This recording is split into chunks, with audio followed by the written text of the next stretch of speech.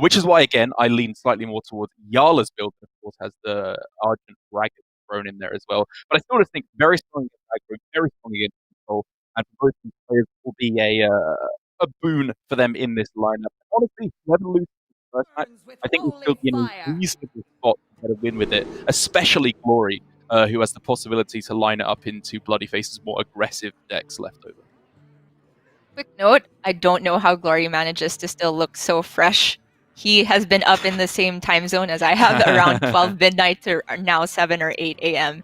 It is unfair. I am jealous. But we are going to start with the Paladin mirror here. I think you were mentioning Libram Paladin as just a bring for the tournament, as Yarla's practice group was predicting, and it very much informs both these players' decisions to leave up the Soul Demon Hunter on either side. But now that we have the Paladin mirror coming up, it's potentially one less Soul DH versus Paladin match that we're going to see later on. Another card I really like that bloodyface has chosen to include is Allura. I think a card that's kind of gone in and out of popularity in the pure versions, or like the buff versions of Paladin. It was clearly absolutely broken. It's a little bit more contested nowadays. Still, I think a very strong inclusion in the deck because of just the potential high roll that you can hit with getting Libram of Hope. Absolutely. The quality of this first day of school from Glory is, I want to say, average. The Dust Devil is pretty terrible in this match. It can't even contest a recruit. You don't want that big damage. You would rather have health, and it's all about taking value trades wherever you can. So he does favor the Blackjack Stunner to start off the curve. However, for Glory, he has the double Red Scale Dragon Tamers, plus the Salhead Pride. Jaw is very much spoken for in the near future, whereas Bloodyface, her curve is looking very rough until it gets to the High Abyss.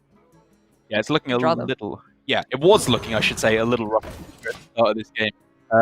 With her finding Sallet's Pride, she's able to obviously massively bolster the amount of card draw at her disposal, which is huge, because this matchup is not only about tempo and just getting those threats on the board, although that is a big part of it. Making sure that you're fighting your thing. Very, very big deal. You want to get to that end game state where you're going penciling at Libram every single turn, which is something that you're much more likely to do if you're finding Red Scale Dragon Tamers, Sallet's Pride. Any of these tutor effects are absolutely massive. Yes, it is indeed. Bloodyface here is able to rush out the Sallet's Pride. It feels like a pretty bad usage of the Broom, which can be one of the best ways to come back in the matchup. High Abyss, just as a body, can challenge what Glory has presented.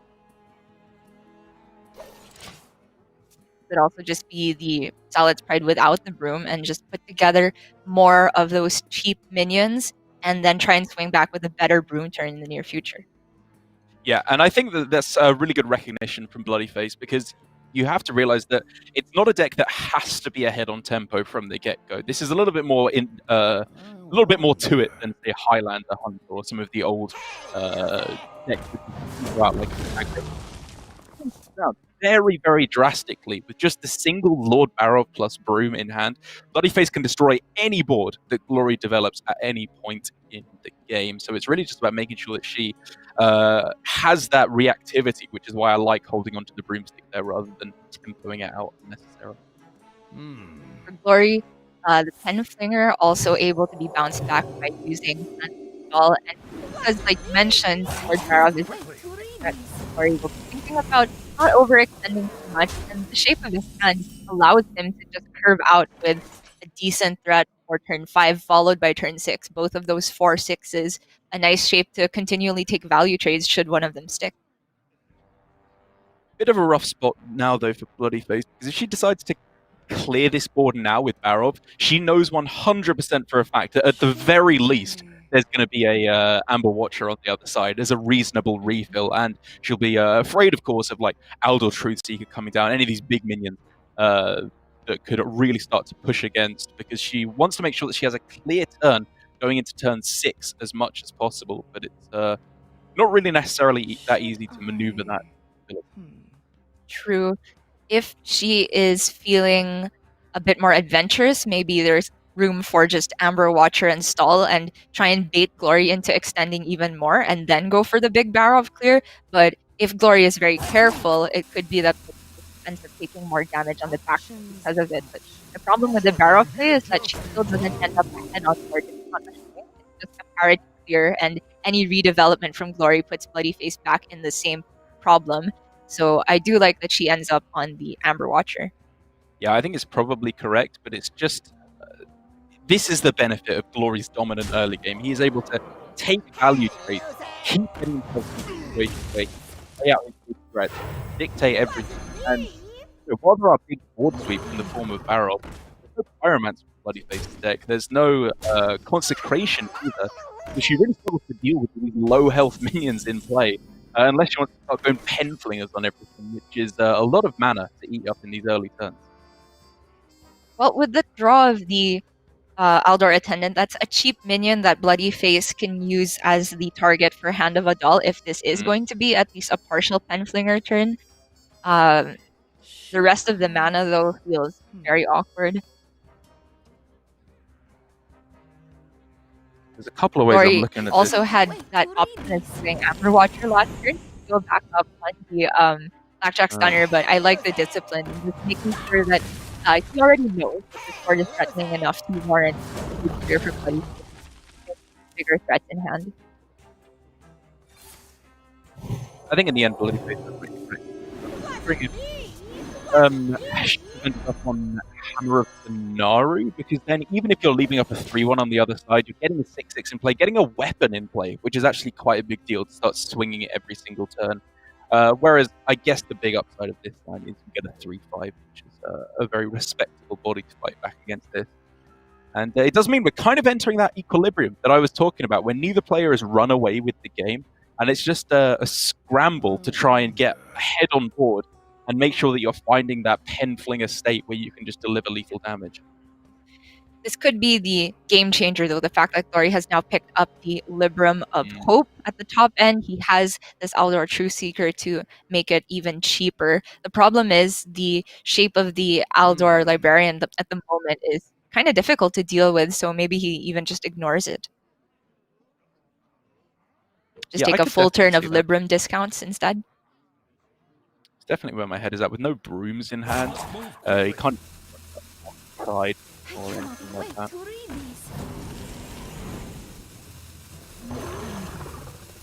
Wow, he's prioritizing card draw so heavily in this game. Like, even last time, we could have seen sort of a line of getting down to Sallet's Pride. We could have seen an Aldor Truthseeker on that turn, Amber Watcher on that turn. But again, we're just seeing more card draw turn after turn, which really speaks to the complexity of the matchup. Paladin is not just this kind of deck where you slam down your biggest minion every turn anymore. You really have to know the matchups.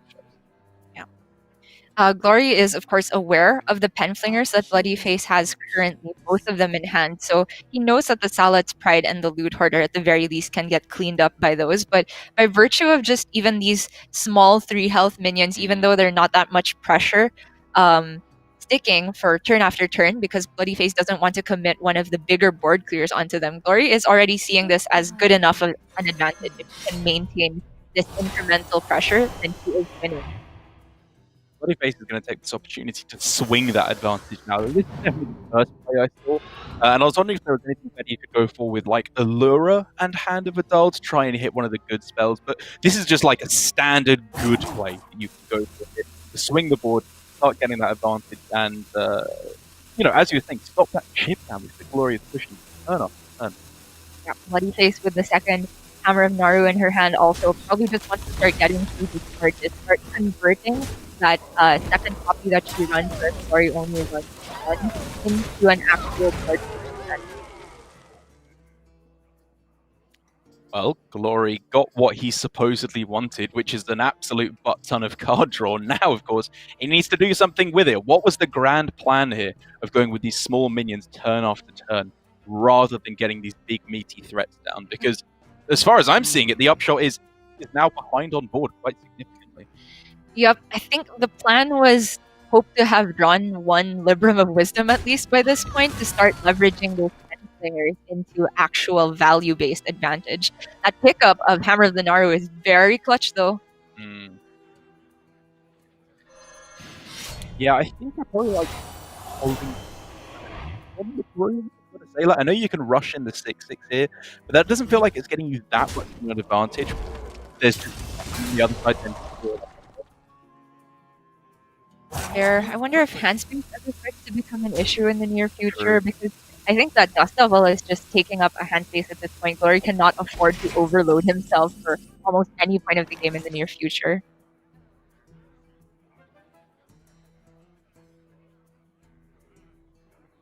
Okay, so Penflinger's Hand of a Doll is where my head is at, but you would have to end up giving up one flinger. I'm just trying to see a way if the 6-6 can be dealt with without having to use the attendant. I'm not sure it's worth giving up one flinger naked on the board to do that. I think at this point, unless you expect to be winning the game sometime soon, holding on to both Penflingers is just too valuable. It's true. Then the base level play would just be double bonk into the 6-6 and go for the Libram of Hope, but it feels really bad to use that when he has a discounter in hand. She has a discount in hand.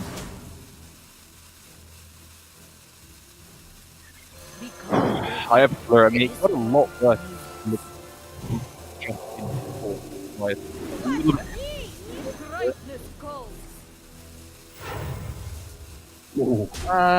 Not the greatest outcome for either, but he was still able to end the turn without overdrawing. Very big deal. Saves both the Penflingers, and yes, the Hand of a Doll did not stick onto the board, but the major damage source from Glory has been removed. So I think Bloodyface accomplished her primary goals for that turn for sure. And maybe that board swing is enough time to get her the advantage to play Aldor Truthseeker and then stabilize with the Libram of Hope in the future. Yeah, maybe. I mean, kind of the problem I have overall with this game is just that neither of the players seem to be wanting to go for the highest tempo situations. And given that they've had so much card draw in the start, it doesn't feel to me like if they go for a high tempo option, they will run out of value later on down the line, or they are overcommitting. It would just be putting a big threat on line, like Glory not playing with 5 drops, having them all stranded in hand now. Maybe a little more passive of a route that I would go down for most players. Maybe I would be changing my tune if Bloodyface had gotten a stronger spell off of the Allura, but all just felt a little passive in my life. It's true. The Amber Watchers and the Aldor Truthseeker make it so that Glory's curve this turn is not perfect. I was very much tempted by Broom this turn once again, but I think what the story that both these players' macro game plans is telling is that they want to hold on to all of their swing potential. Penflingers with the Libram of Wisdom is what you want to do ideally, but if you can't milk that damage, it doesn't mean that you can throw out the Garov, Broom all willy-nilly. It is worth mentioning as well that this is a very atypical game because both players have both Libram of Wisdoms right at the bottom of their deck, which skews things massively. Can't turbo machine gunned out turn after turn. Obviously, you need to be his second first day at school looks a little bit more juicy. Yep, that is premium. Risky Skipper alongside Lord Barov. That does not seem very fair whatsoever. I cannot wait to read these. I want to say that the additional discount from the generated Aldor Attendant is not actually that relevant by this point. But even just as a 1-drop, 1/3 shape is premium. So yes, that was indeed a crazy first day of school. Well, at the end of it all, it does quite clearly indicate that Bloodyface has got a strong foothold on this board. And Glory is put upon to find an answer, which I guess he just got with Barrel in order to sweep this board. But once that goes down, that is all the notice in the world that you need to just start pushing forward with the biggest threats turn after turn from Bloodyface. I wonder if there's room for a pyro play instead here. There's only one spell that he can go for. I was wondering if he could try and clean up the Penflingers instead. But it looks like Glory is just going to prioritize. base damage, and not very close.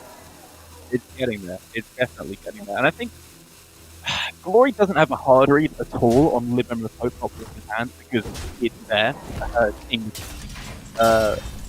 he's still, I think, going for an aggressive approach as possible just because there's a chance that it's not there. And if it isn't, he can just push for the win instantly.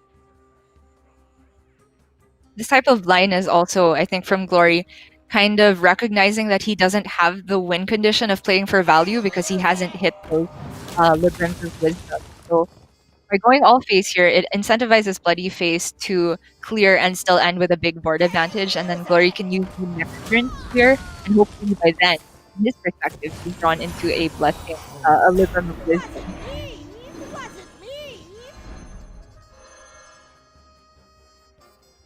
Very quick turn though here from Bloody Face. She's just moving to dominate this board as much as possible. Anytime you can smash the behind field is a massive tempo swing, really starting to push for that lethal now, which is pretty important because if the board is white now, it's not all too much actually to follow up with. The second hand of the Naru is nice, but it's far from game winning. Finally, a Libram of Wisdom is drawn for Glory here. And on top of activating Penflingers, I think it's relevant because Glory's big board suite was actually lacking a spell to really make things come together. There's alternatively just rushing in the Barov with the Broom, but I think Glory can accomplish a lot now this turn. The full board sweep and start getting some of those extra flings to the face. He is the first to blink with Barov, but I don't think it's a big deal because Bloody Face doesn't have that much refill in terms of tempo. Yeah, I think it's fine. Holding on to the Wild Pyro here, I think makes sense. He still has two Libram of Justice, right, which is very, very nice. As well as he is keeping his Pen Flingers alive. And even get the Dragon down.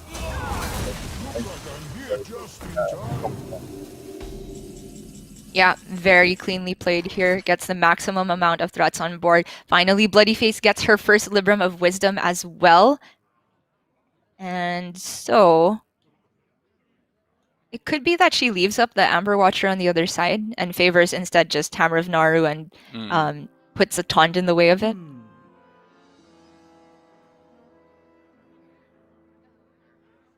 Just not quite clean in any way, no matter how you slice it. The mana just not stacking up perfectly in terms of what you want. Like, going for a tempo Libram of Justice here, I don't think is that bad. Yeah, I like the sound of that.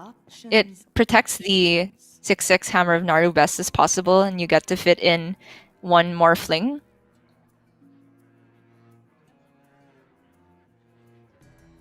So I'm thinking, if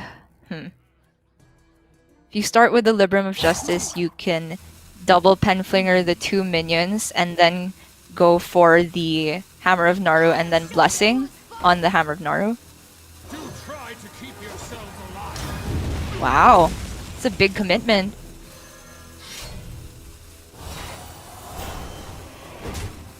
Very, very big commitment here. It does mean that Bloody Face, while she does have another board with the Libram of Justice, it's not necessarily quite so clean. She's running out of threats here. It's really just a race, I think, at this point, to either player trying to find that Lady Liadrin, and the onus is most certainly on Bloody Face, because Glory is going to be machine gunning with these Penflingers turn after turn now.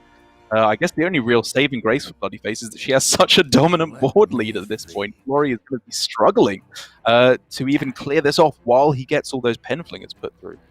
It's true. I wonder if the Penflingers start hitting the 6/6 here ever. That might be crazy, but that last Amber Watcher that Bloody Face has waiting in hand is going to mess with Glory's plans. However, Glory does have the luxury of health to play with.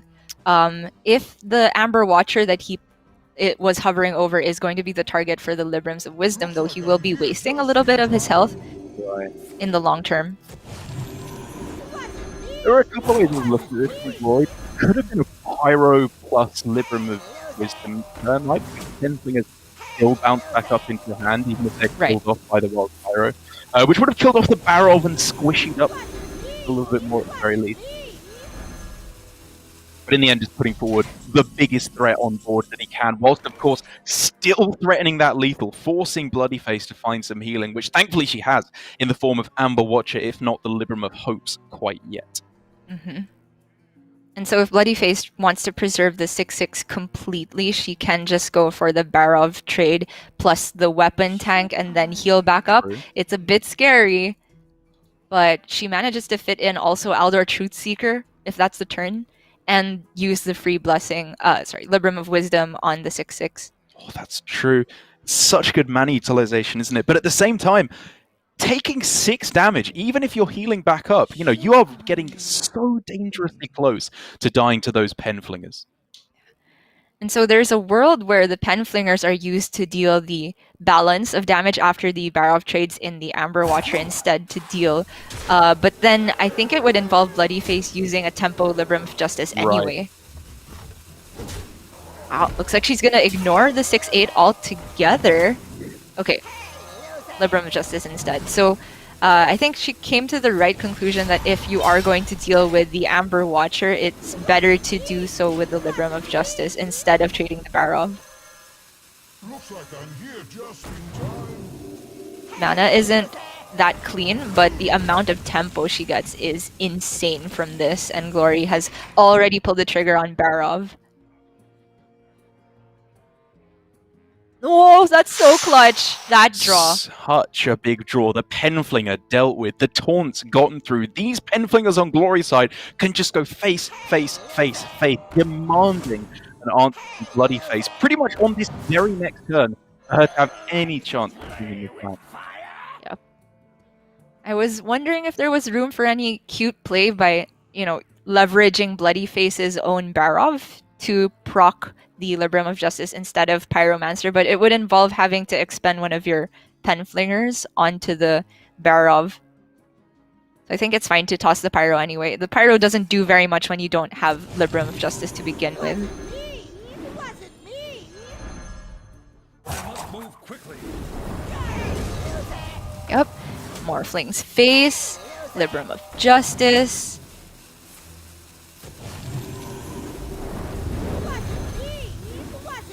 These animations are kind of brutal. I wonder if Glory managed to get everything done. Looks like he did in the end. I mean, he's usually pretty good on not roping out. Yeah. Well, by the looks of things, there was one more penflinger that could have come down last turn. Yeah, this was not it. Not the weapon swing. Okay, well, it could have been worse. He got through the important actions. And is still repping pretty much lethal on the following turn. Yeah, or just he has off, actually. minimum 6 damage from penflingers next turn. Yeah, plus the weapon swing. It's a little bit short. Yep, just looking for any spell, obviously, to activate the penflinger. Taunt in the way does mean that the weapon can't go through automatically, so it would have to be yet more in order to get all these weapons through. I think bloodyface might have brought herself the opportunity to get one extra turn, one extra chance at finding that Libram of Hope to stabilize the game. But Glory has first day of school as an out here, I think. Oh wait, no, there's a taunt in the way, so it's not quite an out just yet. But Glory has another Libram of Hope and the Lady Liadrin waiting in the deck. Oh my goodness, there she is. Do you just jam it down straight away? And then just go for the big turn next turn instead?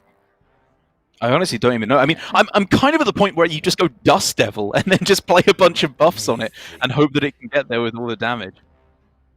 I mean, I think it's fine to go for penflingers and then Liadrin and then just some of the Librams of Wisdom, as long as the penflingers end up back in hand.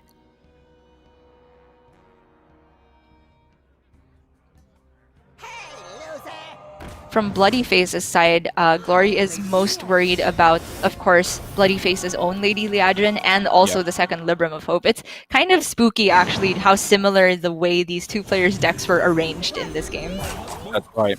but it's got to be said, bloodyface, that Libram, or sorry, that Lady Liadrin looks much, much scarier because she has minions on board, the ability to attack base. She is praying to find that Lady Liadrin right now to just close out the game and go up 1-0 in this elimination match. And even if it's not Liadrin, Libram of Hope could still give her some time to maybe put that together. Yep, maybe. Oh man, Glory is going all in now on the Lady Liadrin. I don't know if all of these Librams of Wisdom were supposed to end on it at the end, because now it's not going to die necessarily, and the Penflingers aren't necessarily lethal, but that looks like lethal to me. I think that was a slightly delayed reaction on bloodyface's cam, but when she realizes it, she does celebrate. She knows the first game has gone her way, and that was looking really rough. I mean, from right at the start of the game, it was looking incredibly favorable. Glory. Yeah. I think maybe some optimization towards the end there was not perfectly done by Glory. I think he missed at least one extra fling, and in terms of how the draw panned out, maybe that extra damage didn't quite matter in this iteration, but there were certain types of draws that Glory could have gotten where the one damage could have given him way more percentage. And you can see from Glory's facial expression that he was just very unhappy with the way he played out his last couple turns. But on the flip side, bloodyface was ecstatic about that top deck. And to be fair, both players were holding out the entire game to find Liadrin. That's right. Huge victory there for bloodyface. I will say that Glory, I think his Paladin is still in a very reasonable position up against the Highlander Hunter and I believe Demon Hunter that is left over for bloodyface. I still think it's a couple of good matchups left over for Glory, but we'll have to see whether or not he can get those remaining wins when we come back with the remainder of this series right after this short break.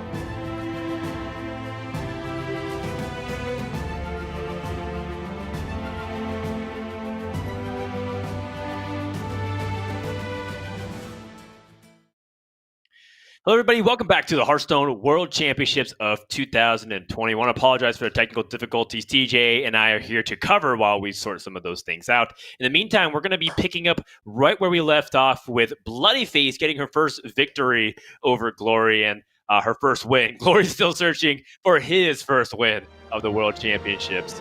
As we did see that Paladin mirror really tightly contested. Kind of thought Luna was dead for a while, but then was able to finally get that Lady Liadrin at the very last second. That extra damage. For game number 2, she'll be turning to her Highlander Hunter to try to see if we can get that win. Yeah, and Highlander Hunter, I feel like it is one of the most consistent decks, honestly, right now, especially with the low curve. I do like bloodyface's version with the trampling Rhino, even though it makes your in early game Scavenger's Ingenuity a little bit less consistent if you're trying to find exactly those early game beasts. I still think the late game punch that it provides is quite important. So we're going to get into things. In a lot of the testing we did in matchups where it was Libram Paladin versus Libram Paladin lineups, it felt like the Libram Paladin mirror told a lot about how the matchup was going to go overall. Now, Bloodyface and Glory's lineups are not that similar outside of that, but I do still feel like that the first game of this series gives Bloodyface a pretty big advantage. That's right. So we'll go ahead and find out what happens in game number 2, as Glory does start off with 2 first days at school. Move quickly. An entire suite of, quite frankly, awkward and not very good minions. Hero Cat, of course, has been very good. It was able to pick up a really powerful 2-mana minion. I think Glory is more intent on stopping any 2 health minion that can come out from Bloodyface's side, who just picked up that Dwarven Sharpshooter. You know, normally in this spot as the Hunter, you think a lot about how quickly you can get Imprisoned Velma online. Does this potentially change the play at all? I'm trying to think here because there's also like Coin Scavenger's Ingenuity. The only thing is, how I mentioned earlier, it's a little bit awkward with the Rhino. Otherwise, it would be like guaranteed Wolpertinger, which would have given Bloodyface an incredible turn 2 or turn 2. But just the Dwarven Sharpshooter, it's weak to Libram, right? But outside of that, there's really nothing else that can kill it unless it's a Stone Tuskspore or an Abusive Sergeant, something along those lines. So just make the most resilient play. I don't think Imprisoned Velma is worth it. I think this coin has a lot of value with both Phase Stalker and Intrepid Initiate in hand. So, oh wow, yeah, that's totally fair. And now another really important decision to be made. These early turns are going to be crucial on both sides. More important, I believe, for Bloodyface, since Glory does have some powerful late game potential and does end up usually winning the board away from the Hunter. Hunter does have some powerful cards to be down on the board, but usually trying to end the game quickly here. Bloodyface does have the ability to stay, for example, utilize the hero power to eliminate a minion and play the Intrepid Initiate this turn.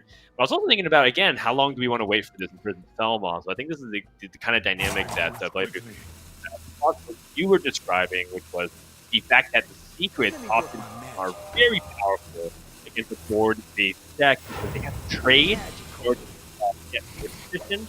And a lot of the Hunter secrets right now disrupt their minions. You're right. And this play, I was trying to convince myself not to do it. It's the first play that I spotted, and I was thinking there's got to be something better in there. But Bloodyface realized that if she goes for this play, there's actually a pretty reasonable Scavenger Ingenuity 50-50 into Wolpertinger next turn. Or at the very least, like Imprisoned Velma plus 1 drop if it's drawn, like depending on board state. And that rolls into Phase Stalker hero power. The curve ends up working out, even though it's 2-2 and she's using the coin, which makes the curve weird. Tracking fills in that curve. 50-50 on Wolpertinger fills in that curve. Like there's a lot of caveats to it, and I think that ultimately this play is going to be able to push the most damage over the next couple turns because Glory's shown a little bit of weakness just playing out all the 1-drops from first and second day of school.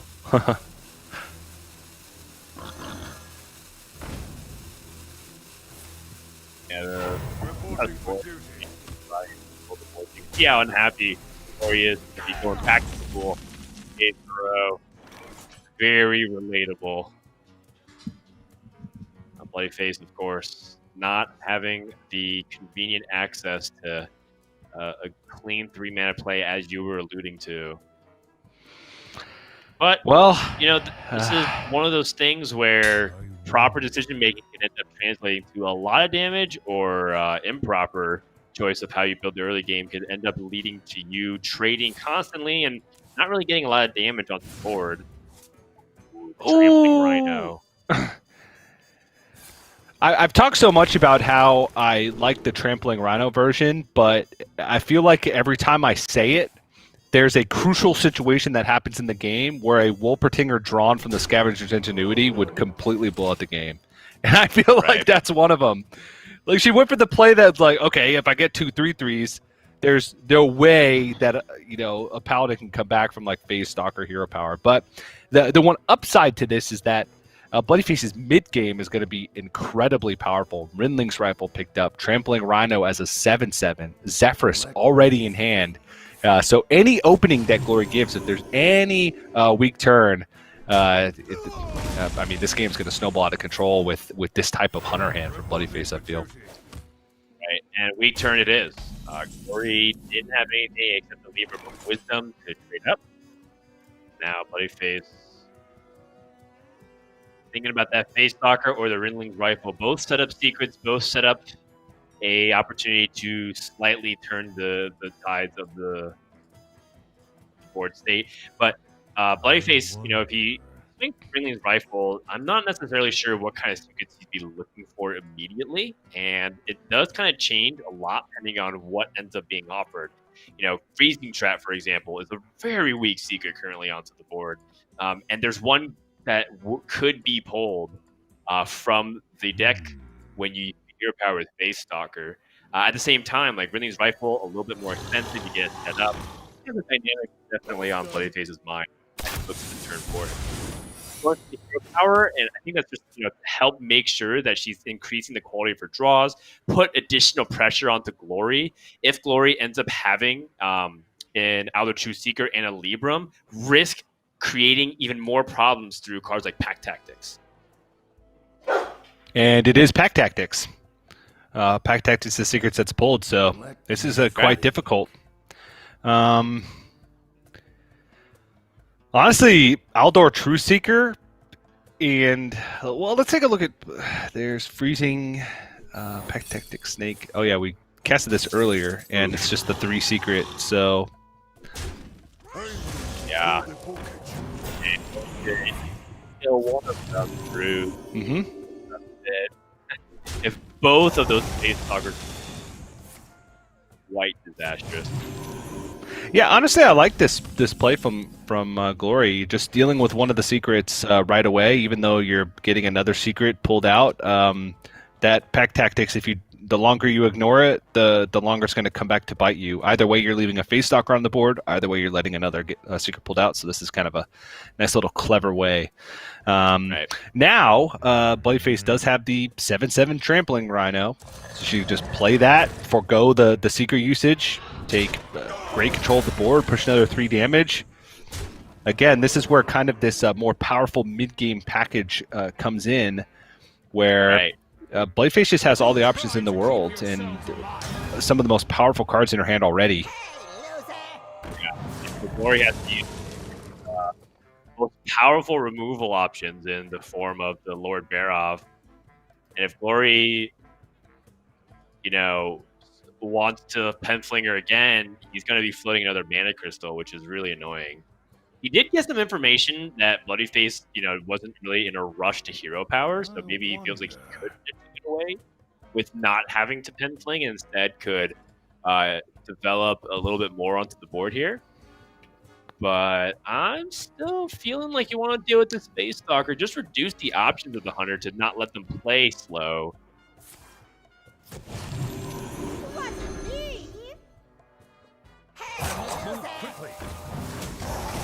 Yeah. He wants to capitalize and get, cards like his dragons in his hand. But I think this makes a lot of sense to me. All right.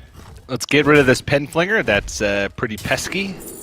And looking for something to disrupt here. Pressure plate is pretty nasty against a lot of what Paladin likes to be doing, but Freezing Trap's also really... Freezing Trap gives another opportunity to Lord Barov. In the late stage of the game, Lord Barov at 5 is still very playable. Very, yeah. All you need is a broomstick alongside of it. It's a full board clear. That's 6 mana. Yeah. I'll take that any day. Pressure play, yes, is incredibly good, especially against Libram of Hope. They get a however many mana heal, and that's it. The minion gets sniped, but Lord Barov is here. Because of that, I kind of feel like Glory can afford to just go Wrapped Golem here. What's the punish? Well, you test for the secret first. It's Rilling's Rifle. Could be anything. All right. No freezing, no misdirect, no explosive. Wrapped Golem, let's see. Sure, if it's Snipe, yeah, 7-1 with Reborn, I'll take it. Pressure Plate, doesn't matter, not playing a spell. This is good. Yeah. I like this a lot. It's inconvenient. That 1-1 potentially could be disruptive to Bloodyface's plans. Bloodyface finds Lorekeeper Pokel, which will place the most expensive cards on the top and rearrange it so that Bloodyface knows exactly what will be drawn next, as will Glory. And that would give her Dino Tamer Brand and then Dragon Bane on the following turn. But is it time to start kind of giving yourself that inevitability? Sometimes when you feel like as a hunter, you really do that if you either one, just know that it's like the correct play because you usually actually up your hand so you don't actually have that many options. But then you also give Glory opportunity to play around the hand because you know he knows exactly what you're going to be drawing as well. Usually it's pretty good in the hunter, just kind of jam fire. Oh, all right, cover. That's damage. Yeah, I've been trying to think this whole time if there's some crazy fancy Zephyrus usage, and I couldn't find it. I mean, you mean for this turn? For that turn, yeah. For this turn, I don't think so.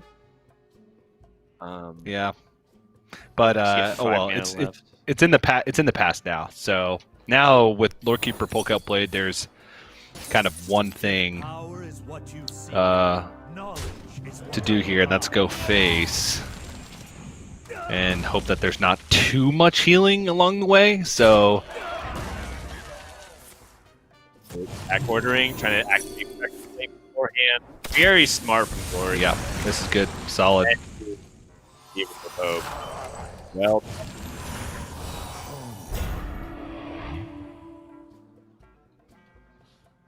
can even attach another Libram.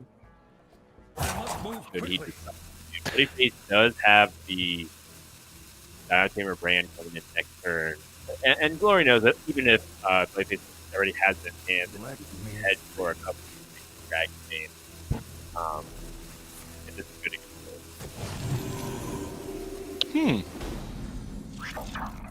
Okay.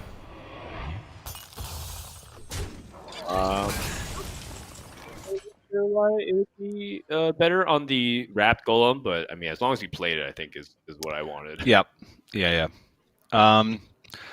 So looking like Shadowwood Ruin with Zephyrus and just give up your board here is probably the play that I'm looking at from Bloodyface's perspective. She can also fit in a hero power. You can even manipulate it in hero power first. Is there anything at 6 that makes sense? Black Knight just to push 4? You'd push 4 anyway. Right, that makes sense. Shadowwood Ruin does allow you to hero power, like you said.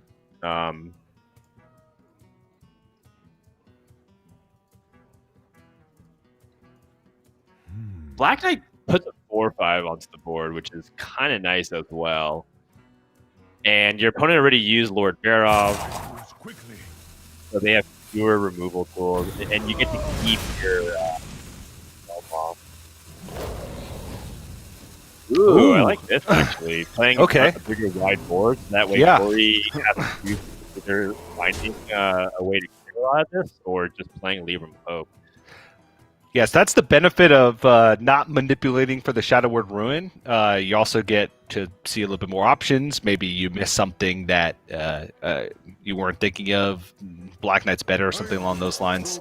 The flexibility of being able to do this actually ends up working out. And Glory, again, like you mentioned, knows the Dino Tamer Brand is there, so gets to try and build as resilient of a board against that as possible. And going for a 9/11 seems like the best play with taunts. That means a Dino Tamer Brand has to go through, plus the Zephyrus. Bloodyface still pushes 10, though, in that instance. That's a lot. Right. But there's a Libram of Hope to follow it up, and I think that's the kicker here for Glory is that, hey, throw all your resources into this. and then actually wait, all the minions on the board is 11 attack. Right. So you can actually just keep the King Crush around. But what's better? Right. Is it better to go wider, or is it better to go taller? And against Paladin, it's kind of tricky since they do tend to play a lot of big, tall minions. And so, in the case of Glory, he's going to have back on top of the line. You could argue that, bloodyface has more opportunities to buff a wide board. I think they've already been used, though. Demon Companion's on the board, Animal Companion using it to cover. Oh, I suppose the card like Wriggling Horror gets better. Okay. He knows that his next card is likely to be some kind of damage in the form of Field Command and Eagle Horn. He has Inconspicuous Rider, though, as well. Yeah, there's a lot to get through, though. He is all in at this point. Just throw in the Librum of Justice. It doesn't matter. Going into a 9/9 taunt. Okay.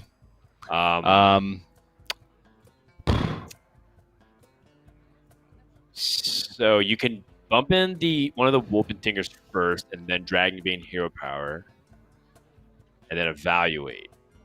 Mm-hmm. I don't know if you want to use Kill Command before you see your Dragon. No, I don't think so. Because you're not kill commanding one of these small 3 health minions, right? Oh, not the best. Yikes. Yeah, especially because you know about the lead remain. So if you choose to push all that damage, then Dragonbane's going to go down. Kill Command being used. This is looking more like Glory's going to be able to just barely survive the aggression coming up from bloodyface. Yeah, and maybe even not so barely, right? Because these Dragon Tamers are going to pull the Amber Watchers out, which is even more healing. So, healing. Yeah, it was close until it wasn't. Because now Glory is effectively going to, go up to almost max life. No Zephyrus, no Dino Tamer Bran. Every card off the top is a known entity for bloodyface. Because of the Lore Keeper Polkelt that was picked up, there's just nothing.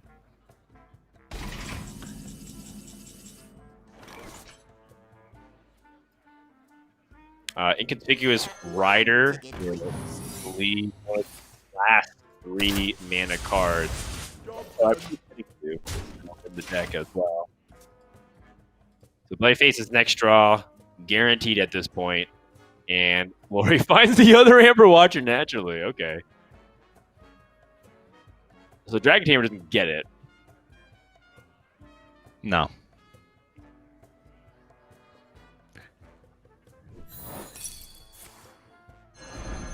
And with this Freezing Trap, all but certainly has guaranteed that Glory is past the wood. So that's going to be game number 2 to tie things up. Both Paladins getting that quick win. It's out of near. Not that. Looks like I'm here just in time. Yeah, evens it up.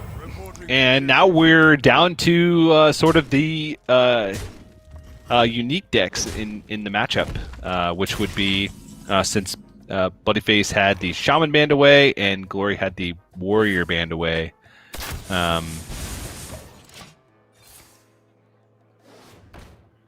Yeah, that's correct. Sorry, we didn't cast the beginning of this match, so I'm just double checking my my knowledge here.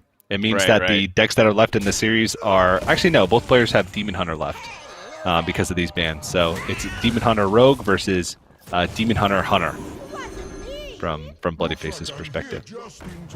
That is correct. And both Demon Hunters being up is definitely one of the more interesting matches that we've seen at the time, given that Demon Hunter has been a class that many people are pegging as just being so overwhelmingly dominant that you feel like you have to put it on permaban status. Some people are choosing that. Bloodyface has the Voracious Reader, but it's way too late. So we kind of see that this was going to be the case. She hung in there as long as she could. Glory's going to take 2. That Paladin dub over that Hunter. Hunter's struggle seems to be continuing a little bit here. We have seen it win on broadcast, but for the most part, it seems to be a lot more manageable when players are accounting for it, understanding that aggro might be something in the metagame. They have a bunch of healing, like in the form of the Paladin deck. Yeah, and we'll see though, because it's still left in the series, so Bloodyface still going to have to find a win with it against some tempo-ish decks, the Soul Demon Hunter plus the Secret Rogue. So not over the hump yet, but all tied up. Paladin's out of the way. We're down to our best of 3.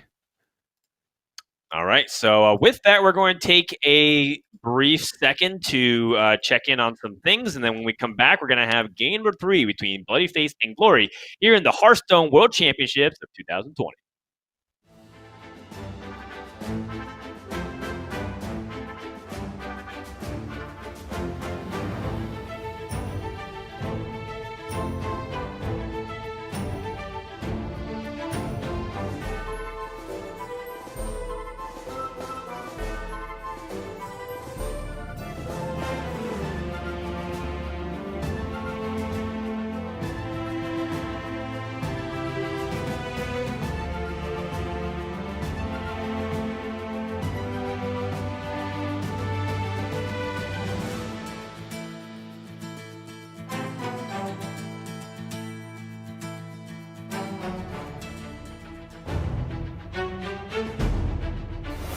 For number 5, Glory is facing Alutemu in a grueling 5-game semi-final in the Season 1 playoffs. With double Savage Roar in hand, Glory is very close to lethal damage, but he doesn't let the big numbers distract him, and draws the remainder of his deck into Fatigue to make sure he has another wave of minions on his following turn to deal the killing blow. A great example of playing with the cards in your deck, not in your hand. Alutemu came so close to getting the job done. The Ysera was burned. He did such an incredible job of killing off every single wave of minions. But at the end of it, Glory, after one of the most dominant runs out of any Grandmaster across any of the regions, is going through to the finals, Gia. And just look at the relief on this man's face. In this clip against Flurry, Glory makes a very weak turn in an incredibly tight Demon Hunter mirror where both players want to spend mana and gain tempo, but his plan to save his Frozen Shadow Weaver to cut off Flurry's options of playing Warglaves of Azzinoth or Glavebound Adept exactly on turn 5 to swing the game ends up paying off huge. Patience is a virtue, and one that Glory knows very well. In clip number 3, Glory is up against Surrender's Highlander Hunter with his Quest Warlock, a matchup where life total is one of the most fickle resources Glory has at his disposal. Despite this, Glory decides to life tap further into range of potential Surrender lethals, and despite a scary face attack from the imprisoned Felmore and a clutch dodge on the Dragonbane, Glory ends up drawing Plot Twist right on time, which completes his quest and leads to a narrow victory. That one life tap made all the difference. That is game.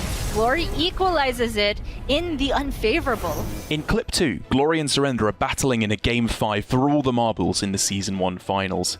Though the Innkeeper may remind us all that stealthed minions cannot have taunt, Glory uses a Titanic Lackey on his Skyver tier to ensure he has an even stronger and guaranteed target for Inner Rage and Bloodsworn Mercenary. A minion with stealth cannot taunt.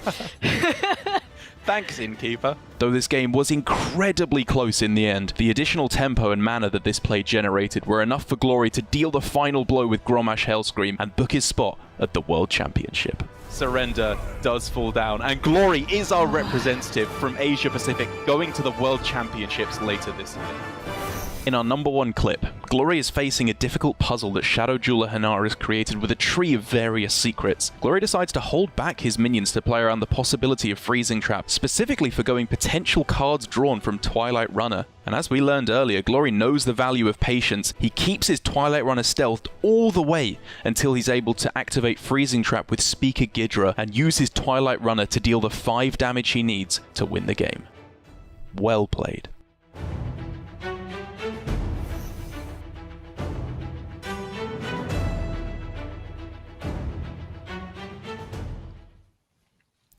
Welcome back, everybody, to the Hearthstone World Championships game number 3 between bloodyface and Glory about to go down, as Glory was able to win game number 2.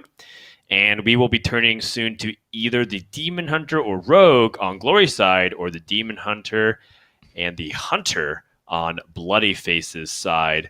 Bloodyface not able to get that win with Hunter. Seems to be a deck that's been struggling today in a couple of different matchups. Do you think that's just small sample size? Hunter's actually really good, or perhaps are we going to see the beginning of a trend where Hunter's just going to struggle this weekend, TJ?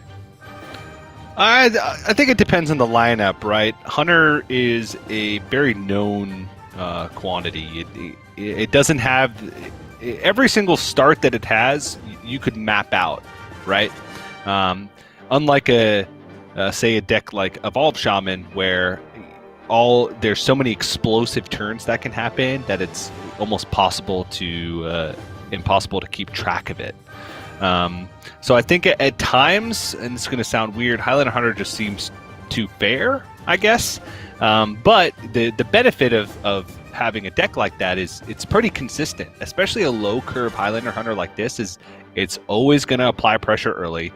It's always going to have those some explosive turns, and it always has that threat of Dino Tamer Brand closing out games. It's just, can they get there when other decks are, doing potentially crazier, more powerful turns?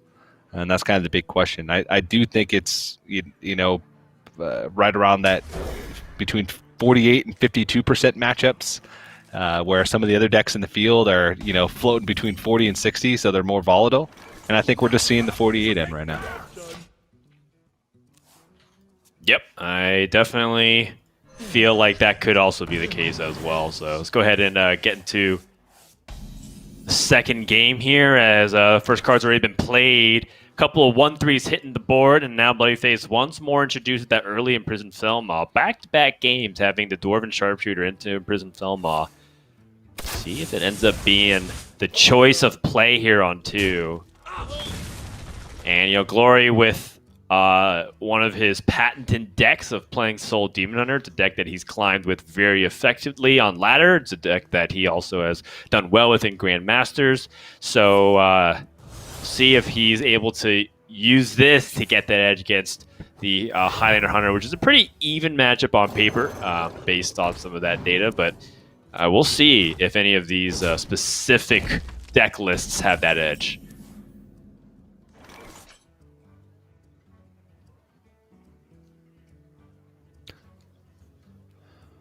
So far, nothing really too wild here, as bloodyface does have the ability to use his Demon Companion, and still probably looking for this Imprisoned Felmaw. You can't always hold on to these early 1-drops forever. And did not want to get bullied onto the board, and now, because she has confirmed that the board is safe to extend onto,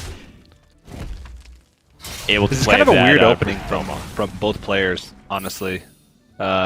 I've expected different plays from both bloodyface and Glory. So on these early turns, bloodyface only has I feel like with this one low curve minion variation board. of Hunter, Next turn, unless you have a Hard very is not really going specific to game be plan it. already And in it seems hand, once more bloodyface to play a might little bit risk greedier, fizzling that out here you just in kind of the mid game. Ignore does everything find that's the Zephrys and the happening Pack from your Tactics opponent's and Lord side and Keeper try and make the Hulk biggest board as possible to options. push face. Zephrys, one of the most powerful cards in the Glory entire also deck, kind of almost just the going for entire board reason presence you would instead want of to worrying play about the Dwarven a Sharpshooter Highlander on Hunter board. on top of the For him, Tamer I think brand. that's actually perfectly fine, just because I'd be very he knows that interested it's to on hear the bloodyface reasoning to perhaps set up a perhaps board skipping that's it. more threatening. The immediate thought would he just be needs that, to kind well, it of doesn't get actually through his do deck too much this turn. quickly Maybe and that's the reason try and why. go for those big swing turns and negate some of the damage.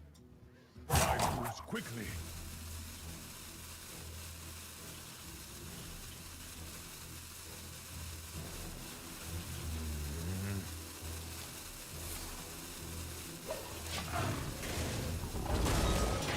And so bloodyface goes for that kill command and immediately clears off the minion.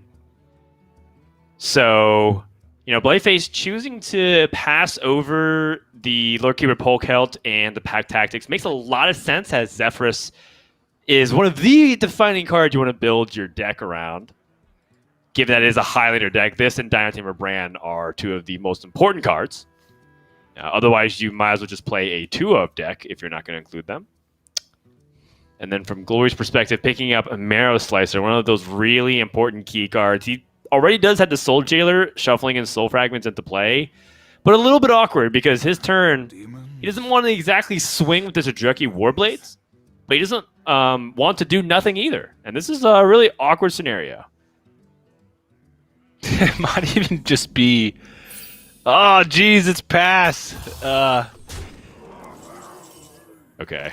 Wow. Is Glory so this damage doesn't necessarily matter if he just passes because theoretically he could just twin slice. That would activate the Bladed Lady and also heal back most of the damage that he would take. He can even go like twin slice, Bladed Lady, which seems insane, and that would also heal him back up for a 6 life.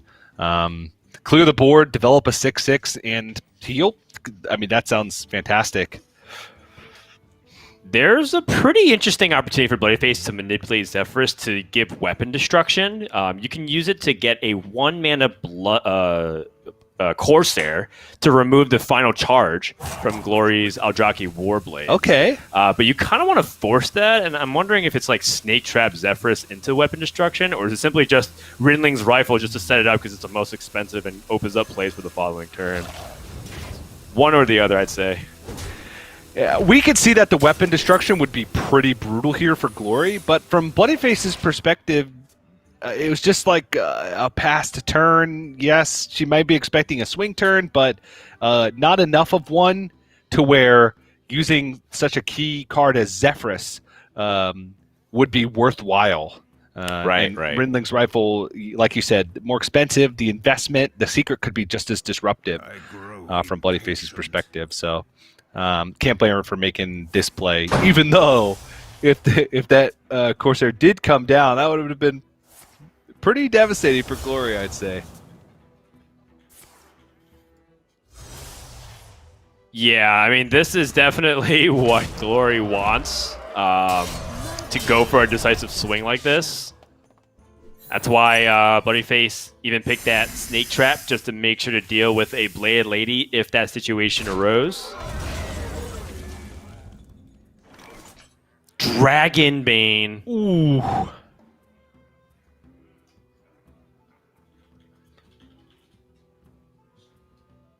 I mean, Dragonbane Hero Power looks really good in this position Sure to does. trade. And then you even have 3 minions onto the board to potentially get things like the Open the Cages secret.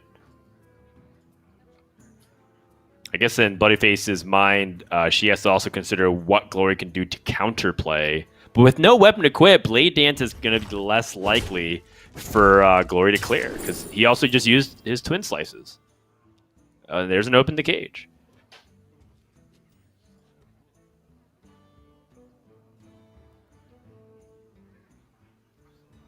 I wonder if she's thinking of something else.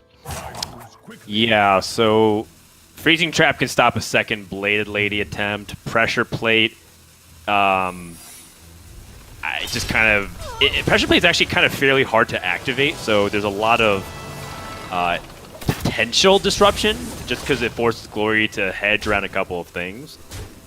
But yeah, overall, it seems like right now Bloodyface just going for a very straight up play, and Glory does have the clear through the Shard Shatter Mystic and the Soul Shear. Has to kind of evaluate if that's worth it right now. Also, keeping in mind Pressure Plate, does Glory want to get rid of the test for Pressure Plate right now by playing the minion first? Right. Test for Explosive Misdirection. Do it in the order so that it does not hit Pressure Plate, but what this means is that Glory doesn't know what the secret is still. It is Freezing Trap. Okie doke. Sneaky Delinquent, great card to pair with the Wriggling Heart, so that way you can guarantee get the buffs. Now that Shard Shatter Mystic, excuse me, third time's a charm, has been played, that means that it's less likely for the Demon Hunter to be able to deal with it. However, I do feel like if you're bloodyface position, you have to think, why is Glory just not playing any of the cards on the left? Is it because of Skulligal Dance, or is it because of situational removal like these double blade dances in the hand? It's hard to say. From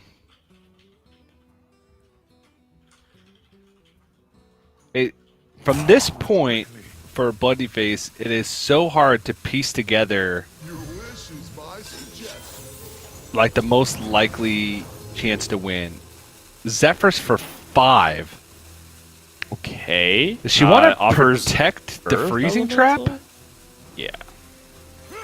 Well, she could protect the freezing trap by going with SI7 agent and then hero powering. I don't know. Right. From this point, I honestly have no idea. In that situation, I'd probably just load up a couple two drops and hero power or something. That's a very difficult situation. The mana worked out super awkwardly. But all right, so there's freezing. Still 3 soul fragments in the deck for Glory. Yeah.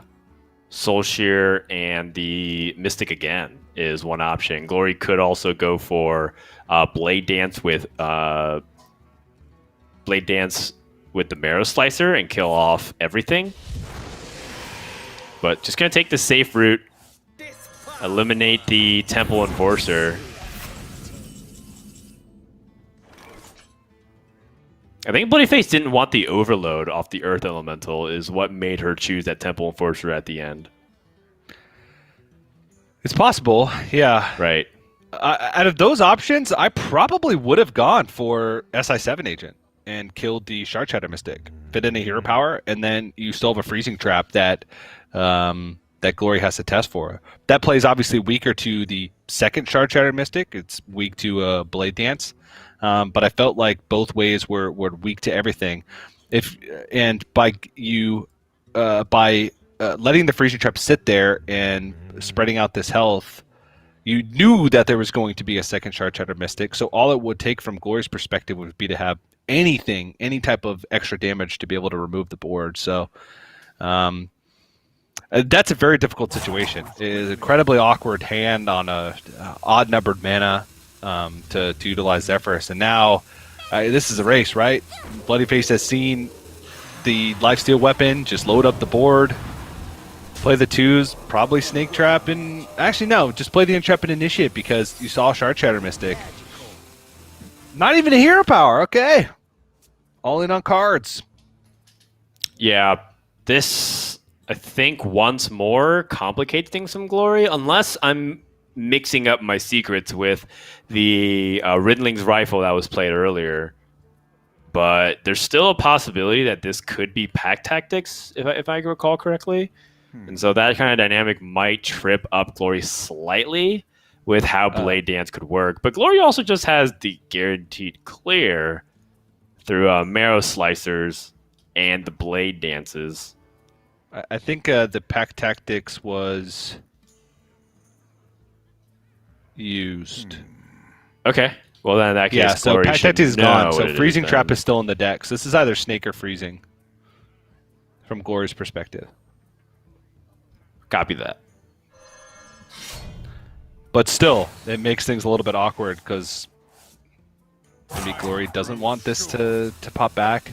And actually, you know what? It's Snake because why that Snake Trap was sitting in hand for quite a long time. So why would Bloodyface hold on to a freezing trap and then pick a freezing trap from Rindling's Rifle? You know, right. So Glory can make a almost 100% accurate read that this is Snake Trap and plays accordingly. Now, obviously, he knows because he attacked base and didn't get frozen. Oh, okay. So 7, 8, 9 damage showing. Glory would need 3.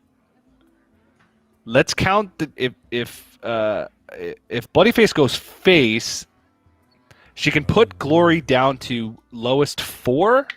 If Bloodyface trades and plays hero power, it's goes down to 5. Face plus Spectral Delinquent over 2 turns.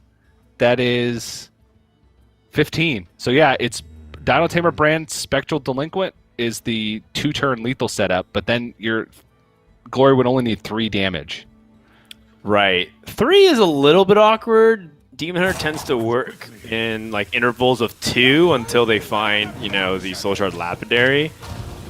But it is entirely plausible. One thing's for sure, King Crush is going face. And Glory does not have the ability to deal with this King Crush. Soul Fragments also changed the math a little bit. Or a lot. Here for 4. Twin Slice! Oh my goodness. TJ. That is the exact card that Glory needed. Oh yeah, you're right. For the Blade Dance. And oh my gosh. Oh jeez. Oh jeez. And all the I mean, it still wouldn't even be fragments close because Glory just drew every soul fragment. Oh my gosh, healed for 10. Oh, this is just lethal. Is it just lethal with the double twin slice? Yeah. Yep, it is. Oh it my is. goodness Holy gracious. moly. Wow. What a game. That is going to do it. Game number 3. Oh, wow. Even I the Blade Dance. no. Oh, no. Don't rub Glory. it in. Come on. Complete, utter domination over that. I wonder if Glory is shaking his head because he realized he may have opened himself up to something at the last second that we're not immediately pointing out. But very explosive finish. That Demon Hunter went from like getting pummeled on to all of a sudden turning things around and almost killing Bloodyface in 2 turns. So that was a really good demonstration of why that Demon Hunter, again, for many people, are considered to be on auto ban status for some lineups. Yeah, once again, it was close until it wasn't. Demon Hunter, once again, showing just how powerful it can be. And now Glory's down to just Rogue. And I think Rogue is probably the weak point. If you look at Bloodyface's remaining decks, which are the Demon Hunter and the Hunter. Both of those can have a lot of tempo and aggression packed into one. And sometimes Rogue can't handle it, but Rogue is a little more streamlined, I feel now. With like Foxy Fraud and Swindle, you can piece together more powerful turns more consistently earlier on into the game. So you can have Big Edwin's a turn sooner. You can find those secrets for Shadow Jewel Hernar a little bit faster. The deck just feels a little bit more consistent. It kind of has to because the power level of decks across the board is pretty high. So Rogue needed that to be able to compete, but I still feel like it doesn't quite have the peak power level of, for example, decks like Soul Demon Hunter, which I consider probably the best deck in the metagame.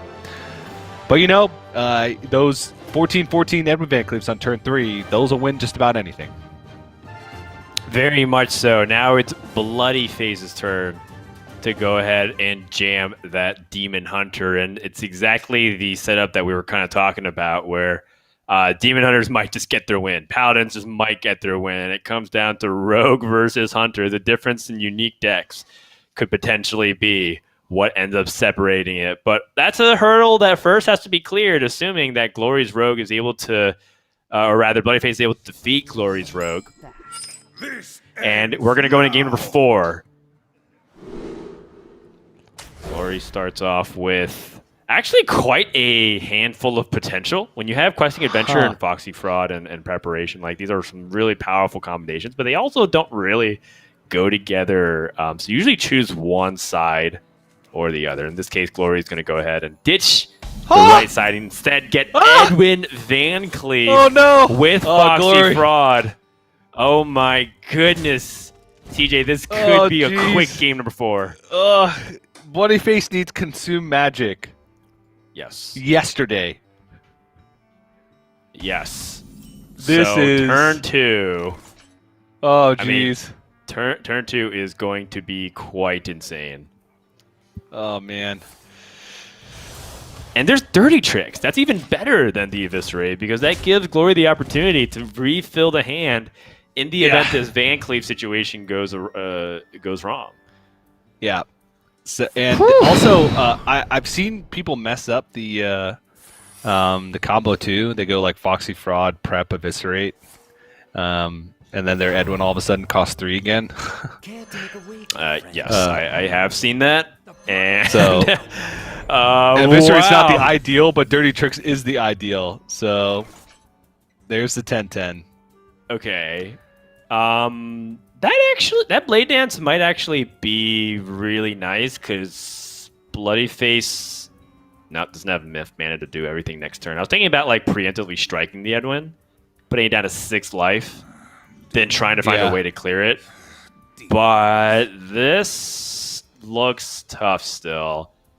And from Bloodyface's perspective, how does she deal with it? Adraki Warblades pass?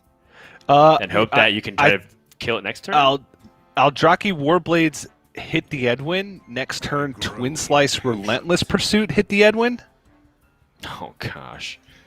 So you take 10, go up to 22, and then take 13, and go down to 9, but then you'd go back up to 17.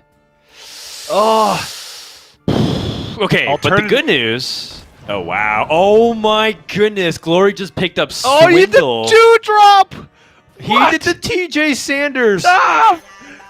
The 2-drop means that the Edwin is now protected from Blade Dance. I honestly think that Bloodyface should have gone for the Aldraki Warblades hit. Oh, no. Bloodyface just needed the one consume magic just to silence the Edwin.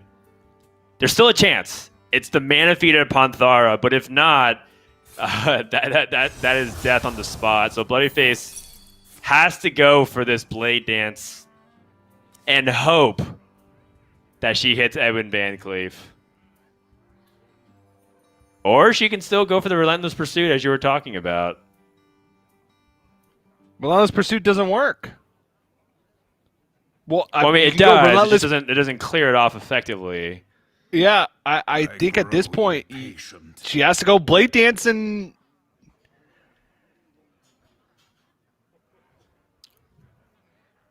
Blade Dance and what? And hope that it hits the Edwin.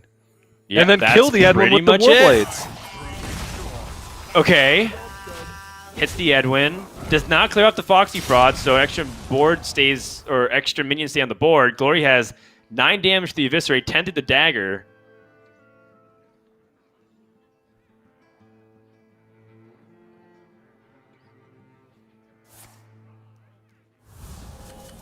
Secret Passage. Huh. What's he looking for? More damage? This was a very peculiar Secret Passage. Yet damage, card draw in his hand already. Okay. No. So I think what he was searching for was damage to potentially follow up with. I don't know. It doesn't really make a lot of sense based off what he hit there. I'm looking at his deck list. Maybe he wanted some secrets to really combine with the sports state. You know, maybe he wanted to find more card draw like Dirty Tricks. Maybe he wanted to find another Swindle. Maybe he wanted to find Evil Miscreant to get a little bit extra resources. But either way, that did not end up being a good turn. Was that the window of opportunity that Bloodyface needed to climb back into this game? It's possible, but there's a lot of work still left to do because Bloodyface now has to use these resources to like gain health instead of use these resources to further the game plan. Although the game plan against Rogue is oftentimes to just kind of at a certain point ignore their stuff and smack them, and this does give Bloodyface the excuse to just smack. Relentless Pursuit, second slice, twin slice. That's a 10 health heal. 10 health swing would put Bloodyface back up to 16 and Glory down to 18. The question is where does Bloodyface go from there? The skull would not be outcast. There'd still be a second slice. There'd still be the card off the top. There's no soul fragment for the soul shard lapidary. But I honestly just think that this lifesteal, it's going to go away, so you might as well just cash in while you can. Yeah, gotta go for maximum damage in terms of healing yourself back up, and hope that the long-term game you can be able to get there. Again, I'm still a little bit unsure of how exactly Glory chooses to go about this turn. If he is committed to the line of finding resources to play and support the board, he's going to maybe be thinking about Secret Passage again? Yeah, I don't know. I mean, last turn I probably would have just ripped Shadow Jeweler, Hanar, and Swindle and just said, I don't need these secrets, I have a Secret Passage. Right. Like, Shadow Jeweler, Hanar is sometimes good, but you need the mana, especially against Demon Hunter. Unless you're finding, like, Ice Barrier or Misdirection, like, exactly, it doesn't do that much. Because at a certain point, Demon Hunter's going to ignore your board, and most secrets are focused on having a board. So, oh, jeez. Sociologist Militia, when there's 0 soul fragments, not useful right here. But yeah, I agree with everything you're saying. Rogue's a tempo deck. It's a tempo class. There's actually so few archetypes in the history of Hearthstone that Rogue hasn't really utilize tempo tools as their primary game plan. Maybe they have some combo finishers, but they still need to fight for tempo early game. That's kind of an early lesson that we've learned. And Glory Pass, one of the more critical turns in the Rogue arsenal. Turn 4 is really pivotal to set up for really important turns moving forward. Glory on a draw to win. Okay, now you can actually convince me that Secret Passage might be correct. But I still think that this Shadow Hanar play is better. Yeah, but again, there's a certain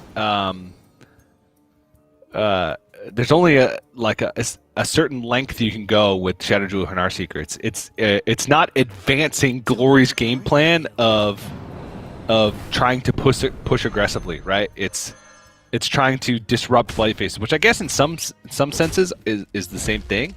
But with that much, I would have played much more aggressively. But I mean, double Blade Lady, no way to get this attack. No soul fragments with Soul Shard Lapidary and Sociologist in hand. No way to outcast the skull. This, unfortunately, I feel like Bloodyface was destined to lose this game, which is a tough thing to say. But this is an awkward, very awkward pan out for Bloodyface. Yeah, and we know that the Eviscerate's in hand. We know about Counterspell and Dirty Tricks to disrupt and also draw additional cards. This is looking extremely unlikely for Bloodyface to pull herself out of this one. My blades are just Blade Lady trade.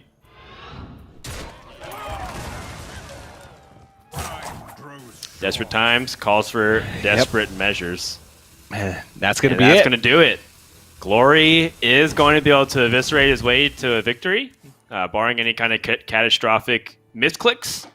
And that'll be a 3-1 series as Japan keeps their hopes alive. And Glory gets a crucial victory to keep playing on to Championship Sunday. For Bloodyface, she did great last year. Her 3rd World Championship appearance in a row.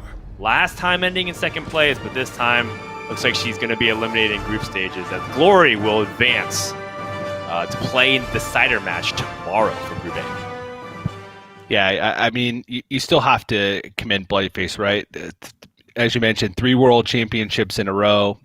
Still maybe a little bit shaky towards the end of Season 2 of Grandmasters, but again, not much to play for. She was protected from relegation, already qualified for Worlds, and when she was playing in Season 1, it was total domination, right? So a fantastic showing, just wasn't in the cards today. And a big one for Glory because not only does he take the win? But APAC wasn't looking so hot up until this point, right? True. They I don't think they'd even won a game going into this elimination match. So now at least Glory putting him on the board, giving himself a chance against Shouty tomorrow to join Yarla as the representatives from Group A. And more commiserations to us, Dan, because we've just been getting it all wrong.